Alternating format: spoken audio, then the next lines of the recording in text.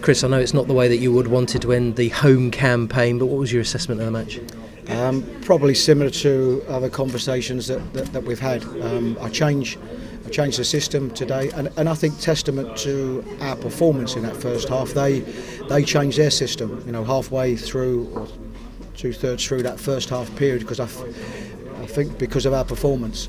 But of course, once you concede the goal we did, which was a poor goal, but what they have got is that they start the game with two players that have got 20 goals each this season, and generally amongst that they find a way of scoring a goal, whether it's a scrappy goal, whether it's a fight in the box and something bounces to them and showing that bit of composure, which is what they did.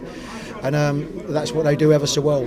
From that moment, it allows them to work off a solid base. At 0-0, they've still got to open up, because I think it's a game they probably felt that they needed to win. So again, level of performance, I can't fault the players for what they gave in and making the system work. But the opportunities and the amount of crosses that we get into the box and ball in that final third, if you don't make more of it, then it's always going to be difficult. Does it sort of tell the story of your tenure in charge so far this season? Yes, it does. But I think the results show that one. And I think anybody watching us this season, or anybody watching the game today, would have thought our level of performance was good. Exactly. Cutting thrust in front of the goal again, though, maybe towards the end. Do you feel? I mean, there were chances there, weren't there, to go on and get anything? Well, I think that if I look at perhaps the difference between the two teams, and did we have really clear-cut chances?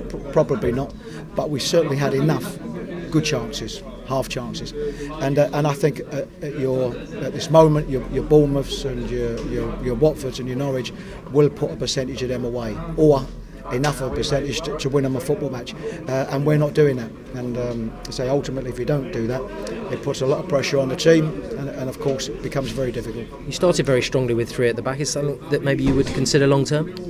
I think sometimes when you try something different with a group of lads, I think it does put things into your mind, and it certainly puts things in your mind as regards options.